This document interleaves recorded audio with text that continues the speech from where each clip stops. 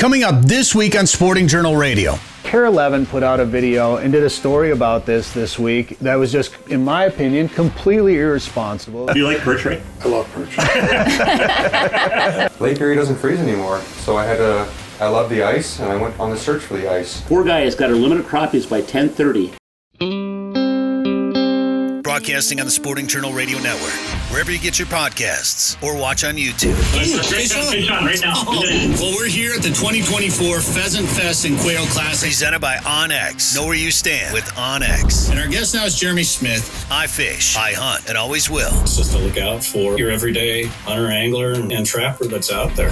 A Fish Hunt Forever production. This is Sporting Journal Radio. All right, welcome to Sporting Journal Radio. I'm Brett Amundsen. Thanks for tuning in wherever you're getting the show, Spotify or YouTube, whatever. That's Dan Amundsen. What's up, Dan? Hi. We're on the road. We are. This is not home, clearly. Can you tell? Oh, yeah. You see the lake behind us? That's home. What a view. The northwest angle is out there, I promise. It's nighttime. It's dark. You can't see People are listening to this at 6 in the morning. It's nighttime. Right. We are at Flag Island Resort, Cyrus Flag Island Resort up here at the northwest angle, and the trip is about over, unfortunately. It's over. We're done. It's been good. It's time to go home. It's been a good trip. And we've had some good people up here. We got Joe Henry, of course. Okay. They're okay. I know. I mean, yeah. Joe's listening. He's back here fanboying, taking paparazzi pictures, but he's all right. I don't know. The rest of the crew's fine, but... we also have Ray Ruiz from Bass Tech and Jennifer Pudenz from Adventurous. This is their first time up to the angle, and Jen's first time at Lake of the Woods. So we're going to find out how their experience has been and what they've been up to lately. We've also got Jesse Boulton, the guide up here, is going to join us to talk about what fishing has been like up here at the angle this year. That guy can clean and pack a fish. Yeah.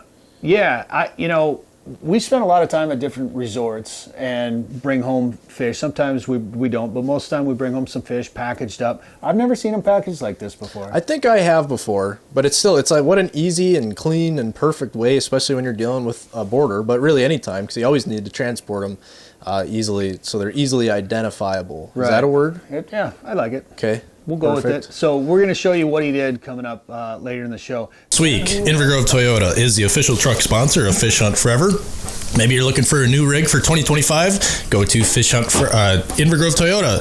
Lake of the Woods Tourism. Lake of the Woods is the walleye capital of the world. Plan a trip for this ice fishing season at lakeofthewoodsmn.com. OnX Hunt. See private land boundaries, recent imagery, offline maps, and Minnesota-specific hunt layers. Download the OnX Hunt app today. Tasman Lake Lodge. Catch world record lake trout and giant pike this summer at Saskatchewan's Tasman Lake.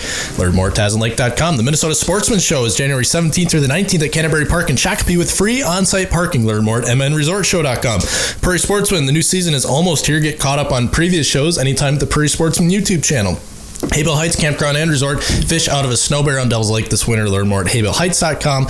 And Guardian Eagle Resort. Plan a trip for next summer to the Ontario waters of Guardian Eagle Resort. Fly directly from the Twin Cities. It's so easy. Learn more at guardianeagle.com. All right, we're going to do some headlines. They're brought to you by Guardian Eagle Resort. Fly direct from Minneapolis, land at their concrete runway in just 2 hours to fish walleyes and pike with the family in Ontario.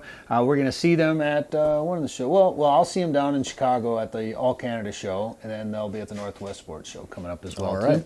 GuardianEagleResort.com for more details on them. We've had the dogs with on this trip, too. Yeah, well, see, that's why people think this is home, because you can hear Mika clacking around like she always does. All right, a couple of big stories that we need to talk about, Dan. The Minnesota DNR is going to stop targeted culling in southeast Minnesota to deal with CWD down there.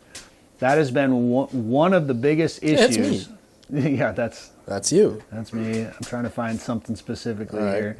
So DNR is discontinuing targeted culling of deer in 646, 647, and 648 in the southeast corner of the state where chronic wasting disease has reached endemic stage or a point at which the current methods of managing chronic wasting disease are no longer effective. So that was one of the biggest gripes people had with this CWD issue, is that they're just going out there and wiping all these deer out. Yeah. They're not going to do it anymore. Yeah, that's, CWD has ruffled some feathers, and I guess I understand why. I also don't get why it's ruffled so many feathers, but you get frustrated when the place you deer hunt, all of a sudden you have people in there trying to wipe your deer herd out. Right. So that's really frustrating. So for right or wrong, that's going to make some people happy. So when CWD prevalence reaches 5% or greater, the disease has reached a threshold where research shows culling is not effective at reducing disease prevalence or controlling the spread. So this is part of a management plan developed in 2019, and then they updated it in July of 2024. So they're going to manage things a little bit differently. Dan, there is one show. Joe talked about it last week. Joe Henry, he's going to be there. I'm going to be there. The first annual Sportsman's Resort Lodge and Outdoor Products Show, January 17th to the 19th in Canterbury. You're going to stop out maybe for that? Yeah, well, we'll see what's shaking. I think I'm going to learn how to catch largemouth from Joe. We'll see. Maybe Ray can show up and teach us how to slackline some largemouth out of some grass or something, and it'd be great.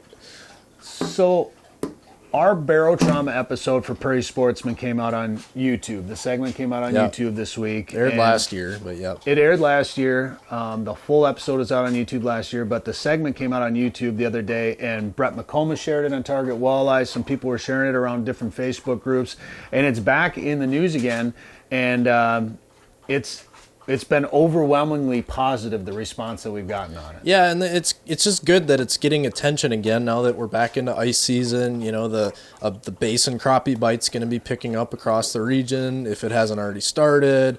So it's good that it's back in the news, because we didn't want it to be the hot topic and the thing that everyone's going to make a video about just to get views last year. It's an important topic that we need to be thinking about every single time we go fishing, whether it's in the ice or open water. It's a big deal, and it's so dumb that there was barrow drama about it, and we don't need to rehash what ended up happening last year with our podcast and the Angling Buzz video and all of that. It's the bottom line. What's good is people are talking about barrow trauma and learning about it. Anglers are caring, and anglers are passionate about it. At the end of the day, we all want the same thing. We want healthy fisheries, and we're just trying to get the right messaging out there, figure out what we need to learn still, and what we do already know. And the problem, I think, that came out with that is some people were worried that the way Jeremy Smith brought up the barotrauma topics, he talked about how much forward-facing sonar is being used right now to locate fish in deeper water in those deeper basins. And some people took that as, oh no, the DNR is going to ban live scope. Yeah, people got concerned that it was a study to figure out if live scope or forward-facing sonar was an issue, and certainly it wasn't the main focus of it, but certainly that's something that could be looked at. That's not something they're looking at right now, but it's, they're using that tool as part of that research, and it's fantastic. So I'm on the technology work group with the DNR, and they are just trying to determine what effect, if any, is going on. Right. And they don't want to ban this or ban that or make any knee-jerk decisions until they have the research and data to back it up.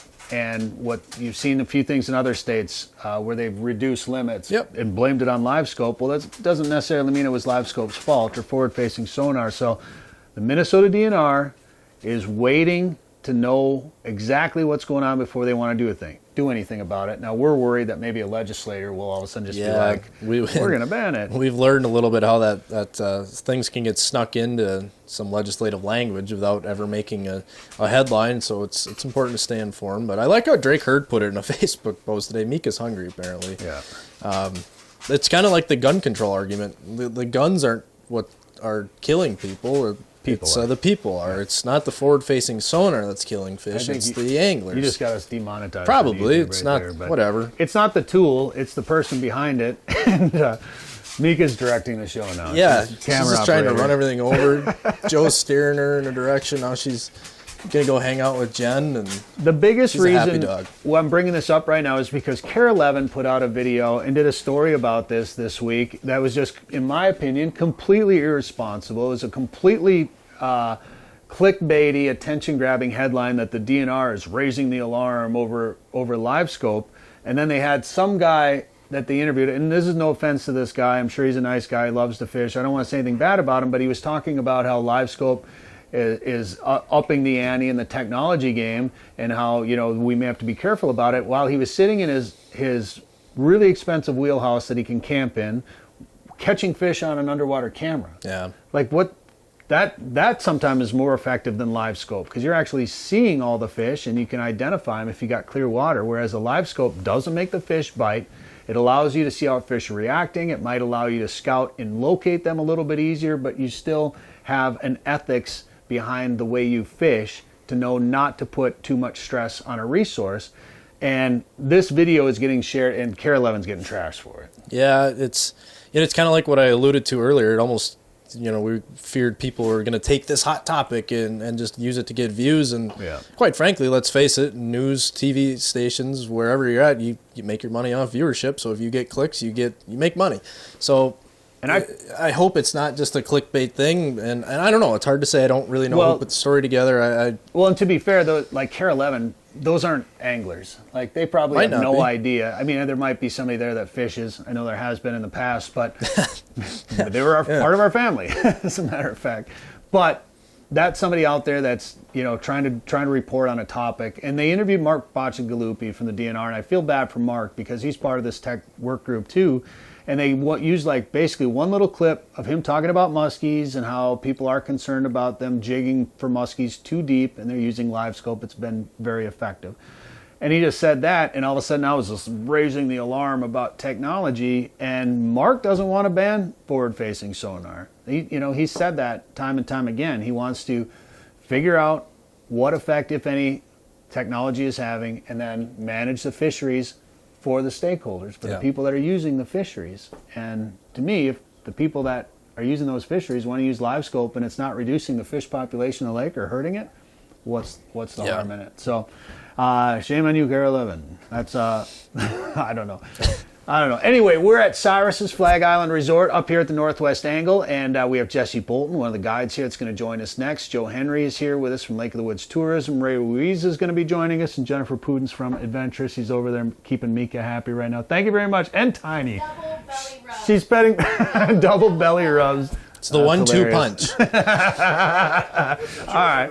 More from the Northwest Angle when we come back on Sporting Journal Radio. It doesn't get much better than fresh perch and fresh walleye. If you're looking for an exciting winter fishing destination, come to Devils Lake, North Dakota. Haybale Heights Campground and Resort is on the ice with a fleet of snow bears, keeping you mobile and warm so you can stay on the roaming schools of fish. Haybale Heights on the east end of Devils Lake has knowledgeable guides, comfortable cabins, and their own lake access, making your trip as successful and stress-free as possible. To book your trip, go to haybaleheights.com. That's haybaleheights.com. All right, now we're joined by Joe Henry from Lake of the Woods Tourism, and also Jesse Boulton, the guide here at Flag Island Resort at the Northwest Angle. Joe, I always love coming up to this part. I mean, I love coming to Lake of the Woods, but it's something special when you come to the Northwest Angle. It is special. Once again, we talk about, you never know what you're going to catch when you come to Lake of the Woods. We talk about how beautiful it is.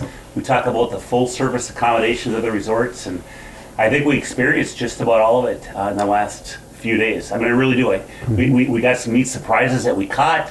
Service was incredible. Jesse, you did an awesome job. I mean, couldn't ask for anything more. Just going above and beyond. Really, really a good trip. Yeah, and it's cold. Yeah, well, it's freezing out.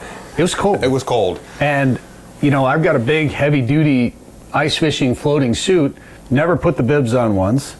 Barely wore the jacket. Only wore the jacket to walk from the bomber to the house. It's so nice to be able to come to an area like this. The full service thing. I know people out there love to do it on their own and all that good stuff, but especially when you're coming to an area like this where most people are traveling for a long time, they might not know the ice conditions. Yeah. You don't know where to go on the lake, and up here you got to be a little bit careful. You want to stick to the roads, and you want to do what the guides are telling you to do. But to be able to come up here and have somebody do all the work for you, walk into a heated house, it's nice. Well, not only that. I'm not gonna lie, I like it. Jesse's out there every day. He's dialed. Right. So we get out there, and he knows. All right, we're gonna first put you. You guys want to fish a shallow house? We're gonna put you some shallow houses first for the morning bite. Our customers that fished there yesterday did this. Mm-hmm. I mean, they're dialed on that. We'll do it. Let's see you guys do in the morning, and then I think we're gonna slide you out to some deep mud right on the edge of a rock pile. We go out there and we start whacking walleyes. We got a few saugers. I think we got 4 saugers. Got some jumbo perch, big perches strip. Oh, they're big. We got pretty good numbers. We got about 6 a day, I think. Yeah. But we did that, and that was cool. And then because he had the room this time, he can't always go back and forth to houses. But we went back to the shallow for the evening bite and caught some nice fish sliding up on that reef. The kicker is, though, he's dialed. Mm-hmm. He knows what's going on. They're moving houses to keep them fresh. And you know, when you talk about full service, I think one of the things to consider is if you don't ice fish, or even if you do ice fish, but you want to go on vacation and make life easy for you, Yeah. these guys are doing the work, so we can go out there and not have to worry about safety. We can walk into a heated fish house that's on the fish, gives you a very, very good chance of success. And they're going to tell you what lure's been working the best. And then when you come in, first thing these guys do, they go clean your fish for you. And what do? You come back to the cabin, we had a couple beers, we BS'd, we decided what time we're going to go for dinner. You know, Jesse's like, hey, do you want the fish delivered to the restaurant? Do you want to eat fresh fish tonight that the restaurant cooks up? Which or we would you did. like me to deliver the fish to your cabin all cleaned, ready for taking home? Did that Or too. would you like to do some of both? Do you want to eat some of it tonight and I'll bring the rest to your cabin and put it in the freezer for you? I mean, my goodness. We should show that packaging. We should get that and show that package. Grab one of those out of the freezer and bring that over here. Because, Joe, this is a really neat way, I think, to be able to take your fish home. Because when you come up here and you drive up here, you got to go through the border. Perch on the bottom and the other species on the left. Yeah, maybe Saugers. we can maybe show that perch because. Look at those perch fillets are almost big as a walleye fillets. Yeah, I want to talk about the perch, but I want to just show this packing real quick because, Joe, when you come up here, you're going through the border crossings, and you want to make sure that those fish are easily identifiable, easily countable, and easily accessible. Well, you know, it's interesting, too, because, you know, when you do saugers, the sauger's on the bottom left, Jesse. But, you know, when you do a sauger, you have to do the whole thing. You have to do the tail, the fins, a whole ball of wax. When you do walleye, you need a patch of skin. When you do perch, you need a patch of skin, and that's how it works. Jesse, maybe explain what you got going on there. Yeah. So the sauger's right here. Obviously, when you take them home, you have to leave the skin on, so the customs can know what fish is going through the border. And I would say this. What they do, you guys, is if they cannot tell that it's a sauger, if you don't leave that skin on there like that, they count it as a walleye no matter what. Yes, 100%. Yep. So the saugers, we always usually leave the tail and the full skin on the fish so you can tell what it is. So you got walleye on the left, perch on the right, 1 inch by 1 inch pieces of skin so the customs can tell what fish is what, along with the sauger. We leave the sauger all skin on there with the tail intact. So you can tell, obviously, which is what here. Sauger, walleye. Yeah. And we get 4 of those per day with 2 sauger that we can get. So we get 6 total between walleyes and saugers. Yeah, your Minnesota limit on Lake of the Woods is a combined limit of walleyes and saugers of up to 6. Now, up to 4 of those can be walleyes. Right. 19.5 to 28 inches must be returned to the water. If you catch one over 28 inches, a walleye, you can keep it if you'd like. Most people will take some good pictures and release it. You know, but I'll say this too. You know, you don't really have to worry about what is the length, what are the numbers, how much of a piece of skin do I need, because the guides do it all for you. For sure. They do everything. This was all done by the guides up here at Flag Island Resort, and you know that's one of the great things too, Brett. You don't have to worry about these details. Right. All you have to do is just come up there and say, hey, Jesse, how many walleyes and saugers can I keep? Yeah. And Jesse might say, well, hey, guys, you know what? You want to eat your fish tonight so you can start fresh tomorrow? You know, they got it all covered. Yeah, it's perfect. And I want you to bring those perch back up here because you come to Lake of the Woods, it's a walleye capital, and you have walleyes and, of course, saugers usually you end up finding. And when we fished up here last time filming for Prairie Sportsman, we caught 1 or 2 perch, I think, and a burbot and some multi-species. But the perch fishing this year, Jesse, has been fantastic. It's been crazy. It's been better than the last few years, I'd say. And you think that's because maybe there wasn't as much pressure up here last year, that the fish had a little bit of a break? Yes. And, you know, all over the region, you know, we didn't have as cold of a winter or whatever. We had some different conditions. So maybe a few people didn't ice fish as much last year. That allows these fish to grow and, you know, kind of grow in numbers, grow in size. And that we caught one, Jennifer caught one in our house that literally looked like a rectangle. Yeah. Like it was huge. So I looked at it and I said, what is that? She was measuring. I said, is that 14? And she said 12 and a half. But it was almost 12 and a half tall, you know, almost as tall as it was long. Like, did you take geometry class in high school? I mean, That was the only D I got in high school was geometry. I was terrible at it. It's garbage. But these perch are, and you can keep 20 of them, right? Yeah. 20 and 40 in possession, 20 per day. Yes, sir. So I mean, you're probably not going to maybe catch that many, but we caught a handful of these every day. They're great bonus fish. Well, I would say this, those perch are bonus fish, right? You don't normally go fishing for perch on Lake of the Woods. Right. There's a few guys on the Canadian side, I know they have them kind of dialed in, but most people are going to be walleye fishing, and oh my gosh, I have a nice walleye on, and holy smokes, it's a monster perch. Yeah. And you get a couple each time you're fishing. We happen to get more than normal. Talking to the DNR, Brett, they're talking about how our perch numbers are up. And even like these fish, we might say, well, we didn't have as much pressure last year, this and that, because of the warm winter and everything, and that might be part of it, right? But at the same time, these are big fish. They didn't grow overnight. Yeah. Those fish were there last year, they were the year before, you know what I mean? And I'm wondering, and I'm no biologist, but I don't know how old that fish is, but those are big perch, and they've been around a while. So they just didn't skip 1 year. Did they come over from Canada? Yeah, they got a lot of hiding places. I mean, there's so for much sure. water up here. Yeah. No, it's neat, and you get to guide up here every day, Yes, sir. and you're driving around one of those bombers. That's got to be kind of just that in itself. The bombardiers up here are kind of legendary at Lake of the Woods. So I mean, you kind of walk around like, yeah, I'm a bomber driver. It's great to drive a piece of history, I'd say. I mean, 1960 to 1980 or so, they produced bombers, but they don't produce them anymore. So it's kind of a hidden gem, you could say nowadays. Yeah. That I'm very proud to drive. Yeah, they quit. They had bombers back in the day. They weren't plowing roads. So they had bombers, and they were actually used for public transportation and for school buses. And when they started passing ordinances up in Canada, I think Belcourt, Quebec is where they were made. But when they started passing ordinances and stuff, well, now all of a sudden there wasn't demand for the tracks and the skis. You could just use a regular car because they were plowing roads. Well, when demand dropped out, that's when they quit making them. But it's interesting, our resorts, a lot of our resorts almost all the resorts at the Northwest Angle use bombers. And we got a couple few in the south end that use bombers, but they just work, man. They got those big tracks, those big skis. Yeah. They displace the weight over a big footprint. When you're going over cracks, you just glide right over a crack. I mean, they're just kind of a neat machine to use, aren't they? For sure. So we're into it's January 8th when we're recording this. How long have you guys been taking clients out this year? Like, when did you really start this season this year? December 26th was our first guest. Okay. All right. And that's the norm, though, up at the Angle, isn't it? That's Yes. when most resorts begin. Yep, that's when we all open, usually December 26th. I'd say like a couple days after that, but depending on ice conditions.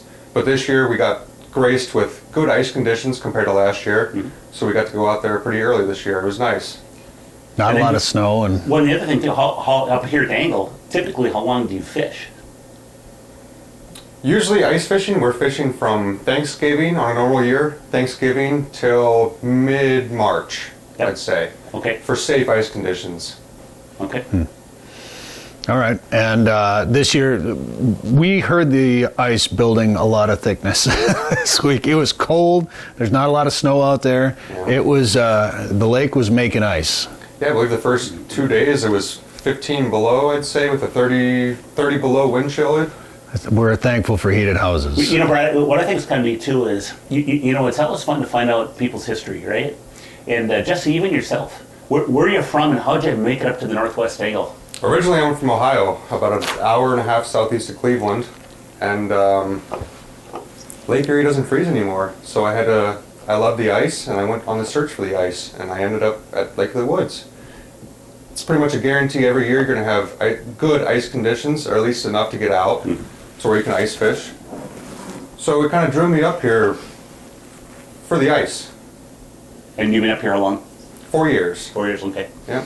And now you're the lead ice guide at the Flay Island Resort. I know you also do, you wear a lot of hats, don't you? Yes, sir. So what do you do? I mean, you're also helping out with cabin maintenance and in between fishing, and I know you're guiding the summer too, aren't you? Yes. Yep. So do you once in a while you'll buzz down the Cyrus, run a charter boat on occasion, and you Yep. guide up here at the Angle too, right? Yeah, I have my personal boat. It's a Skeeter, WX 2200. I can take trips out for up to four people.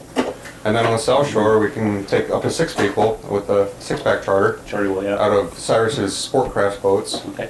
But Well, Jesse, we really appreciate you taking us out, and you brought us pizza. yeah, And you bounced us around. You did what you could to get us on fish, and we caught fish. We ate fish, and I love this the way these are packed up and ready for us to go home with. So, Jesse Boulton, thanks a lot, man. Appreciate Thank it. you. Appreciate it, buddy. Thanks for coming, guys. CyrusFlagIslandResort.com is a website. Come fish with Jesse and the other guides up here. Joe will be back with us. We have Jennifer Pudenz and also Ray Ruiz from Bass Tech. Jennifer from Adventurous, Ray from Bass Tech, coming up to talk about their experience up here at the Northwest Angle when we come back. The Minnesota Sportsman Show is back January 17th to the 19th, now at Canterbury Park in Shakopee. Visit hunting and fishing resorts from the Midwest to Canada, Great Lakes charters to African safaris. Plan your vacation right at the show. There's fishing gear and the latest fishing electronics. Fishing seminars by Tom Wynn and Joe Henry. The Sportsman Show, January 17th through the 19th at Canterbury Park with free parking. Details at mnresortshow.com, a Sonenko production. We're back on Sporting Journal Radio. Thanks for tuning in on the radio network by demand, sportingjournalradio.com, or by downloading us on Spotify or Apple Podcasts, wherever you get your favorite podcasts. Maybe you're watching this on YouTube. You'll see we are at Flag Island Resort right now at the Northwest Angle. We took the Fundra up here, drove through the border, took that hour drive through Sprague, and the Invergrove Toyota Fundra got us here. And you can save money on a Toyota at Invergrove as well. Go to invergrovetoyota.com/FHF and save some money on your next Toyota. They got a bunch of dealer discounts and some other customer cash discounts on new Toyota Tundras and other Toyotas as well. And Joe Henry is with us from Lake of the Woods Tourism. You took your Tundra up here. How many miles is on that Tundra? My Fundra has 370 or 380. What did I say it was? Right? 380. 380 and 380,000 miles. Yeah. That's so crazy. 07, and I got 380,000. But you know, I always joke around. Of course, most of my buddies have domestic pickups, so I always tell them, I'm like, if I had your kind of money, I could afford to recycle through vehicles. I got to make mine last. But I do have 380 on it, truly. And well, those Tundras are made here in the United States. Yeah, Georgetown, Kentucky is where mine was made. No, but I sure like mine, and yeah, I know. I was kind of excited when you got one because you didn't have one before that, but you like yours too. I know. Oh, I love it. I love it, and I know you like the bun warmers. Yes, toasty buns. We've been driving around up here at the Angle and going out to different places to eat. There's 4 different places you can eat up here. Mm-hmm. So we've been to a couple of the other ones, and we took the Fundra around the Northwest Angle and got to drive around on some of the ice roads up here. And I don't know if you liked that part of this more or the fact that they had a bathroom out by the fish house. The bathroom was amazing. More than the Fundra? Come on. It was more amazing than the Fundra. Sorry, with the bun warmers. But well, I guess heated seats. I've had that in other vehicles, but a bathroom on the ice, I've never had that. So that was awesome. That's pretty cool. Now you have Adventurous magazine, and you do a lot with women in the outdoors, and that. I mean, you probably. You know, us guys that have been doing this all the time, we don't think about having a bathroom out there as much. Mm-hmm. I'm sure that's something that, from a woman's perspective, you almost have to ask that question before you go on a trip like this. Yeah, it's a huge issue. I mean, with hunting and fishing, that's something that every trip I have to think of, you know, every outing actually, you know, you have to think of that. And a lot of times too, you even, you know, don't keep yourself hydrated enough just because you're worried about having to go to the bathroom. Mm-hmm. So that's a big deal. And that was a huge luxury, and especially that they were heated as well. So yeah, it was awesome. Well, and as more and more women are doing this, and then Joe also with Keep It Clean and what's going on with new legislation and things like that, you're probably going to see this more and more. I'd say a couple things. I'd say, you know, resorts have a responsibility to make sure they're taking care of their guests and the waste, right? But making it also comfortable. The other thing is, let's face it, I mean, we want, it's in our best interest to get more and more women into fishing, and if you have proper bathroom facilities, like a lot of our resorts do. A lot of our resorts now do have the porta potties out there. Some of them are even heated, like the ones we had with Flag Island Resort. He would even drill a hole in there if we wanted him. Yeah. Well, we were joking about that. I don't think anybody was Why serious. didn't she come back? Yeah. She's been out there a while. They're just catching fish. Where'd she go? Left and right. You know, I guess I better not comment. I'm putting on. That'd be a hard one. I'll go to the porta potty with the fish hole, and she fills up 2 buckets, one with fish and one with When we're up here trying to film, that'd be be hard to film that part of the fishing experience, but it was your first time to Lake of the Woods in the Northwest Angle. It's been good? It's been amazing here, yeah, absolutely. It was a bucket list trip for me anyways. In more ways than one. Yeah, thanks for adding that. But yeah, it's been incredible. It, definitely lived up to everything I've heard about it and more. So that's awesome. Well, and Ray Ruiz with Bass Tech, you've been up, we did the trip to the South Shore last year, a couple years ago, I think. Yes. Is this your first time up to the Angle? It is. Yeah, it's amazing. Absolutely. It's cool, huh? Like Jen, it's absolutely wonderful. I feel honored and privileged to have the opportunity to do this, and I can't wait to come back. Cannot wait to come back. Unbelievable up here, and thanks to Joe Henry, thanks to you, thanks to your staff, thanks to everyone. We really appreciate it. His name is Dan. That's right.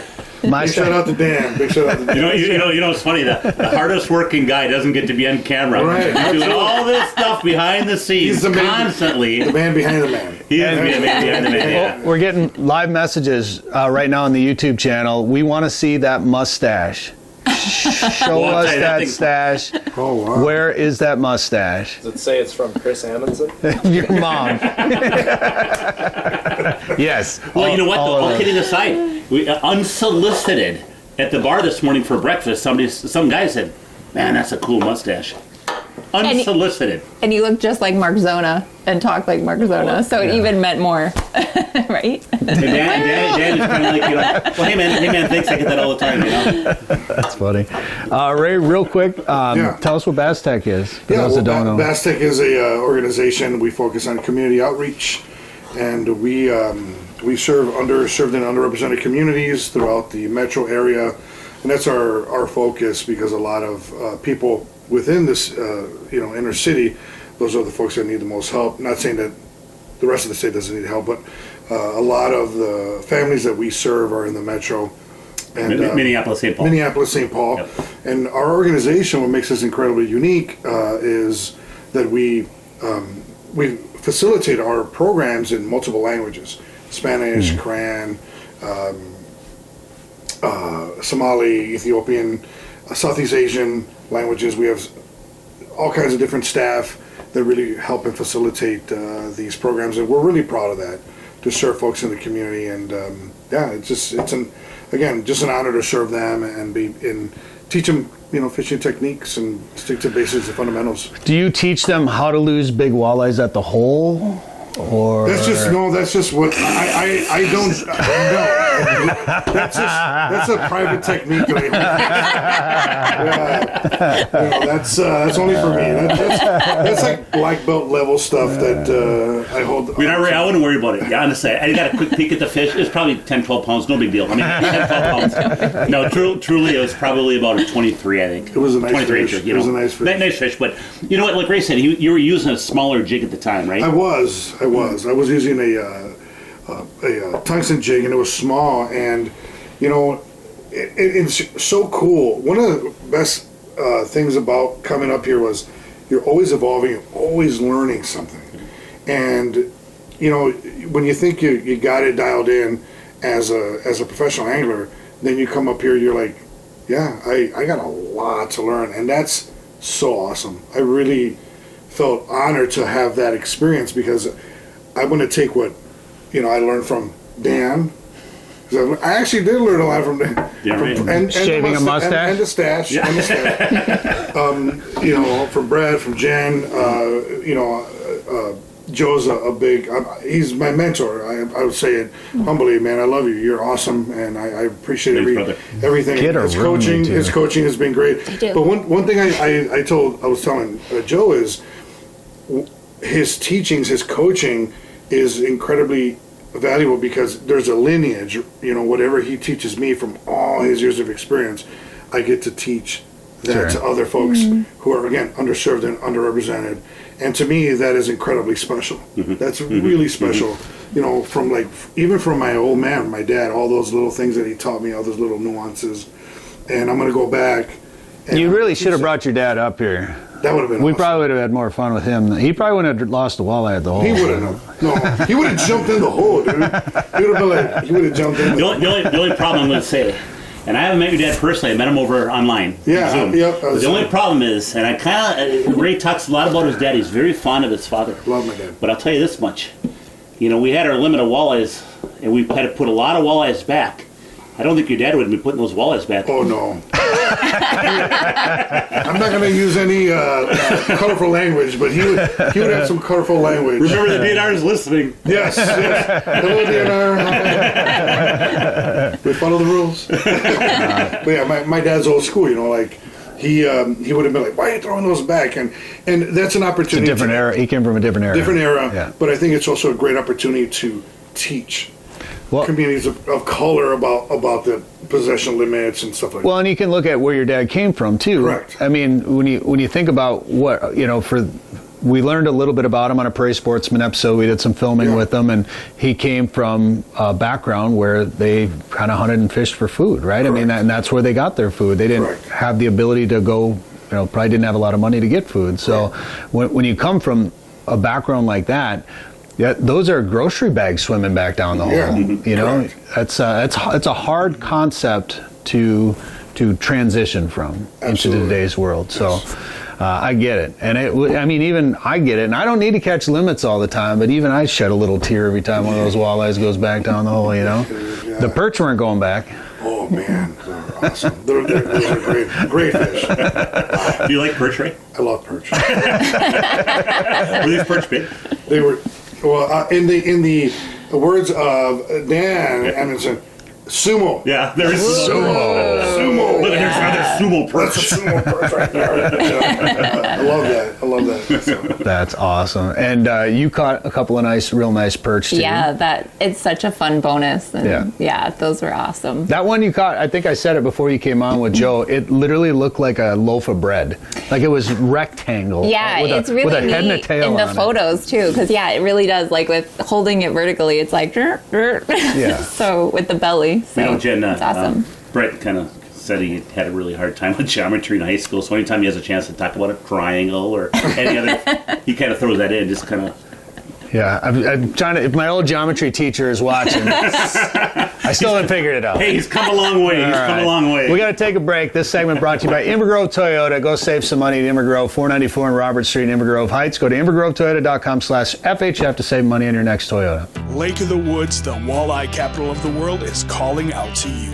From the northwest angle to the South Shore and Rainy River, this is the Midwest's #1 ice fishing destination. Walleyes, sauger, perch, northern pike, and eelpout. The fishing on Lake of the Woods is like a world of its own. Experience the most amazing fishing through one of the many full-service resorts featuring heated fish houses, ice transportation, meal plans, and sleeper fish house options. For more information, go to lakeofthewoodsmn.com. Sick of eating tag soup? It's time to own your odds this fall with OnX Hunt, the GPS hunting app trusted by millions of hunters. Now you'll have access to nationwide public and private land ownership information, waypoints, optimal wind for each stand, tracks, and much more. All at your fingertips. Go to onxmaps.com/hunt and use code SJR20 at checkout to receive 20% off your membership. That's code SJR20. All right, we're back on Sporting Journal Radio. That's Joe Henry, ladies and gentlemen. Lake of the Woods tourism right there.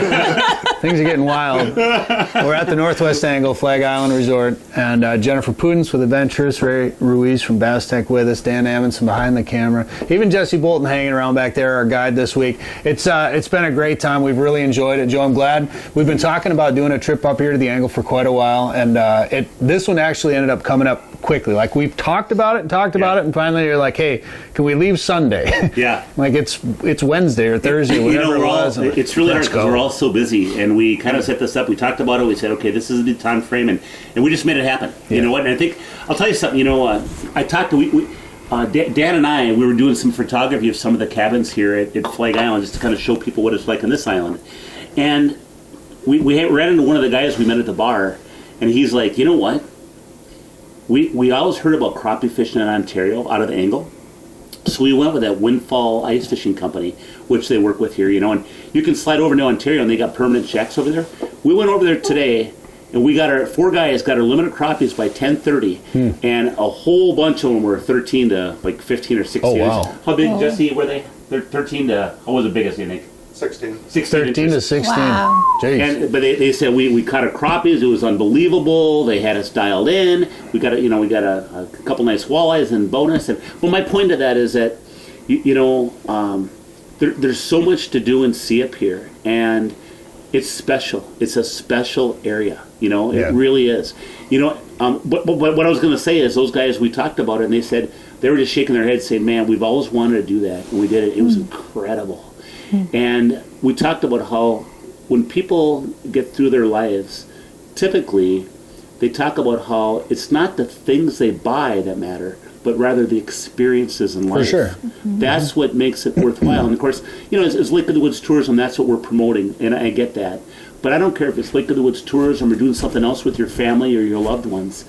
I tell you, it's huge. It's important. I think people have to plan it and make time for it. And that's what we did in this trip. Yeah, and we can talk about how good the fishing was for us on the U.S. side too, but continuing your point on that, we came up last summer, we didn't even fish. We filmed an episode for Prairie Sportsman, just learning the history about this area up here. We're with Joe Lauren. Joe Lauren, yep. Lighthouse Boat Tours, and just, it was, again, there was tears shed that we didn't fish. It was sad, but it was so neat.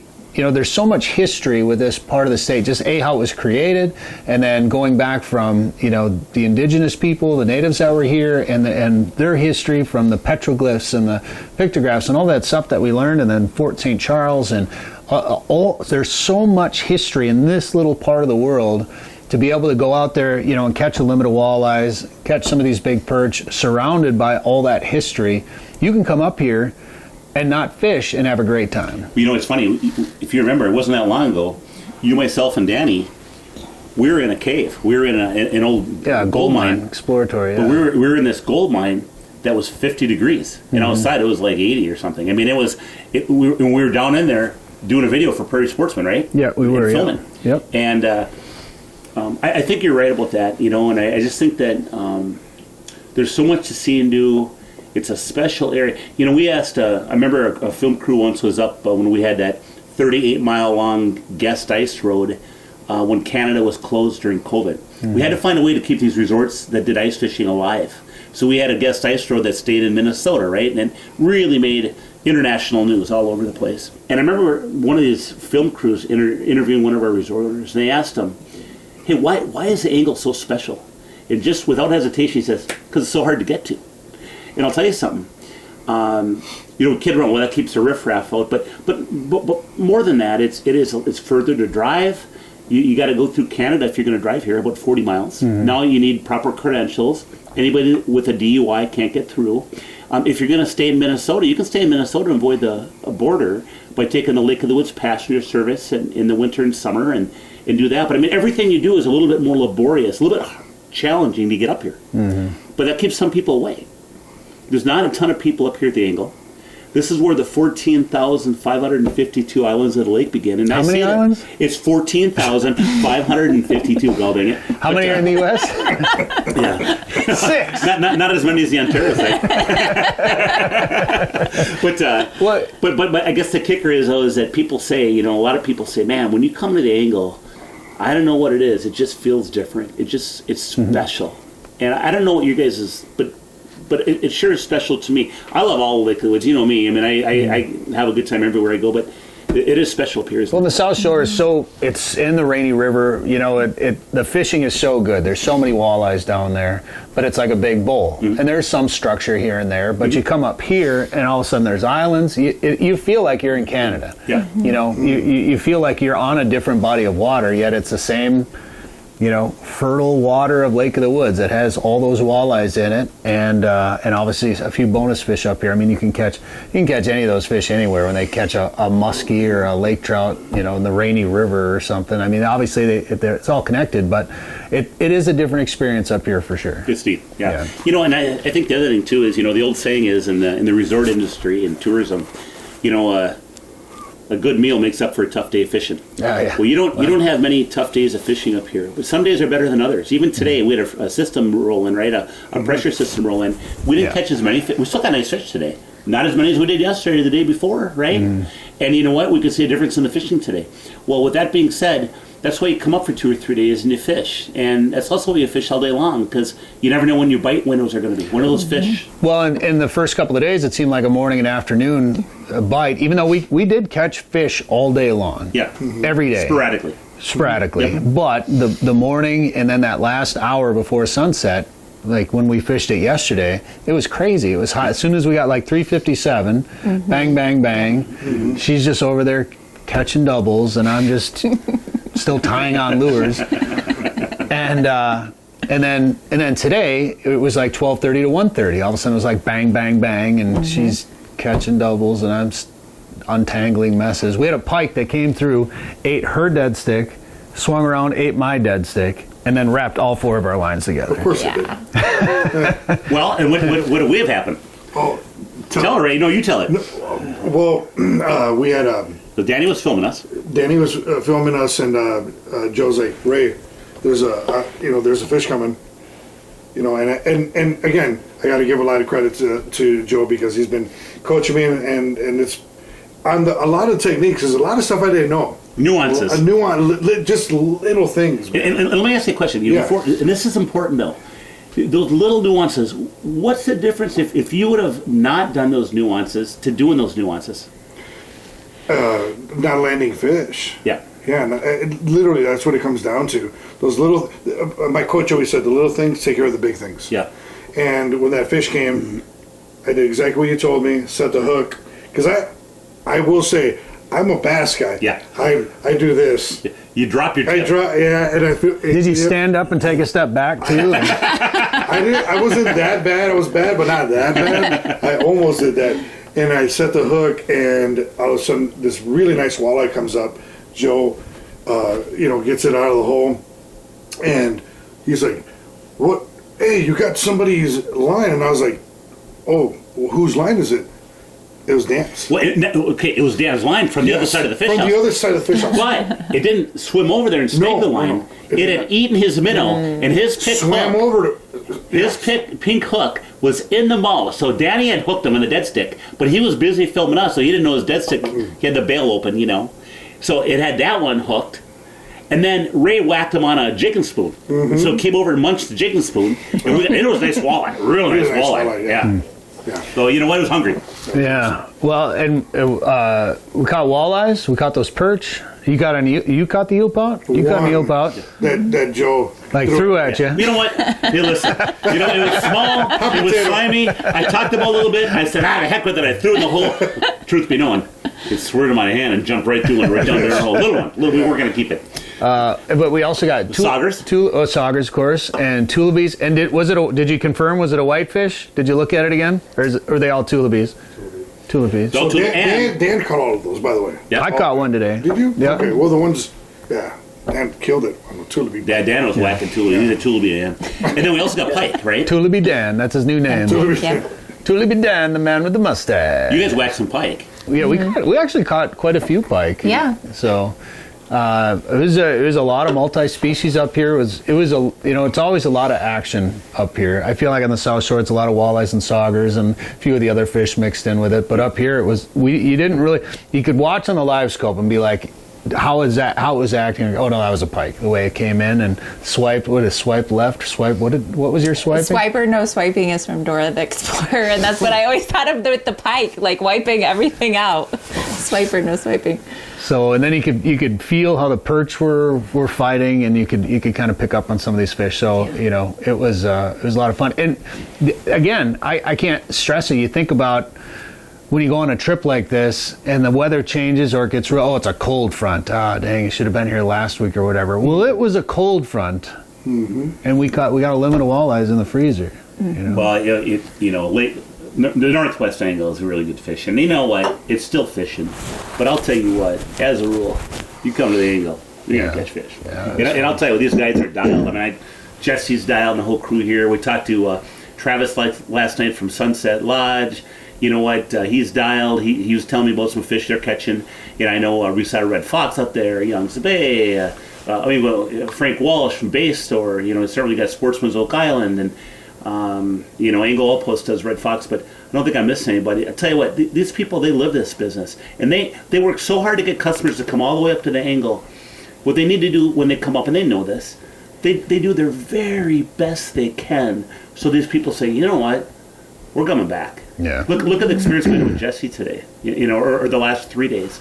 You know, I should say too, we talked about a good meal makes up for an average day of fishing, right?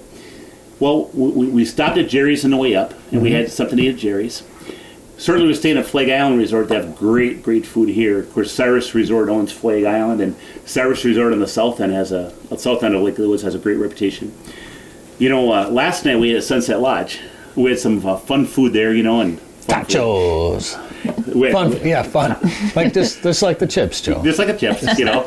And tonight we're going to eat at Sportsman's Oak Island, and those are the 4 places to eat up at the Northwest Angle, and they're all awesome. They all have their own menu. They all have their own culture, you know, and they all hold cold beverages too. Oh yeah, the food's impressive. It is, here. isn't it? Like it's really impressive. What did you enjoy, Jen? Like as far as food? Well, I feel like since we all like cook our own fish, you know, like back home and stuff. Like I feel like, you know, we tend to be pretty picky about fish, and so when other people have cooked fish, I'm not always, you know, like thinking it's quite up to standard as much. But when they cooked our fish, it was excellent, and we had sides of like mac and cheese and fries and everything. I mean, all of the food has been amazing. It really has. It's been awesome, and I will, to amplify Jen's point, like I spent a long time in the restaurant business, and the food out here is incredible. You got a burrito this morning, didn't you? I did. Was it? It was incredible. Here's a mistake I made. I should have split it. Was it huge? It was big, yeah. It was enormous. Breakfast burrito. When Joe and I got we looked at each other and we're like, and he's like, take it down, man. I was like, yes, sir. Yes, sir. I think I said to Ray, I said, they're breakfast burritos. And I think I said to Ray, dude, I'm not a quitter. Even the guy behind the bar, he's like, I'm going to get you guys extra salsa. Because the burritos are so Did you get one too? Yeah, I got a burrito. Did you finish yours? Am I a quitter? Come on now. No, you can tell by my size I'm not a quitter, unfortunately. Now, Ray, yes, sir. Last night you had a smash burger, didn't you? I did. Talk about that smash burger. Incredible. Over at Sunset Lodge. Yeah, I had that really amazing aioli, sauteed onions, jalapenos, 2 4-ounce patties, beef patties. Incredible. How about that bun? It was kind of a salted bun. Yeah, it was salted bun. It was just delicious. Yeah, it wasn't though. Not just salmon. It was really a special hamburger. It was good. It was incredible. Yeah, and the 3 was Dan. Dan had it. Dan, you and I had it. Yeah, the same burger. Yeah, that was unbelievable. We didn't. Not the same burger, but the same. Yeah.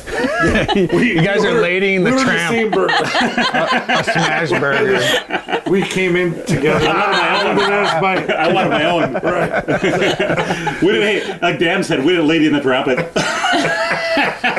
Well, I got some dry Cajun wings there, and you know first of all we're in Minnesota, and we're up at the angle. I'm thinking, okay, I like Cajun. I'm like, these would be Minnesota hot, right? So it'd be like, okay, they could have added a little more spice. They had a pretty good snort to them. Kick to it. They were, like Jen would have probably died. If she ate one. Probably. She would have passed away. Well, the chef is from where? Louisiana. So that's why it was real deal. Her ribs. Yeah, I actually got, it was a starter. It was like an appetizer actually, but I got it as a meal. It was barbecue ribs, and so that was really good too. So good. Mm-hmm. Did you eat some? No, but just Really? They were so good. They were so good. Me the tachos and the cheese curds. We should have swapped a little because I wanted to try the smash burger too. You could add one of my ribs. Ray was looking at ribs and like, hey, Ray, you know what? Here's a napkin with that drool. I should have. It was so good. Everything was. Food's been good. The fishing's been good. We haven't had any fun though.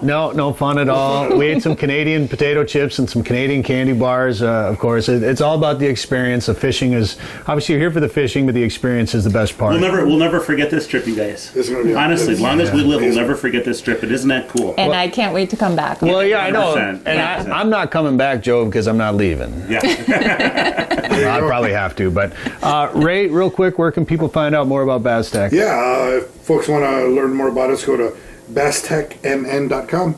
You learn everything you want to know, and email me. When you go and you contact us, it goes to me directly. So any questions or anything like the donations, anything. So all right. Appreciate it. And Adventurous? So yeah, Adventurous is the only women's hunting and fishing magazine, and you can find it at adventurousmagazine.com, and everything goes directly to me as well. So we filmed this for Prairie Sportsman. We also filmed for Fish Hunt Forever, our YouTube channel. And Joe, we're going to give you some pictures and videos too for Lake of the Woods Tourism. And if people want to plan a trip here or make a summer trip to Lake of the Woods or whatever, where can they find out more information? You know what? Everything is on our website, and that is lakeofthewoodsmn.com. Thanks, Dan. Nice job behind the camera. Good job, Dan. Thanks, Jesse. Thank you for watching. Thank you for listening. We'll see you next week. Sporting Journal Radio is a division of Macaba LLC. If you've got a question, comment, or story idea for us, send us an email. Go to sportingjournalradio.com. While you're there, you can learn how to advertise on the show and visit our store for hats, hoodies, coffee mugs, and more. Go to sportingjournalradio.com.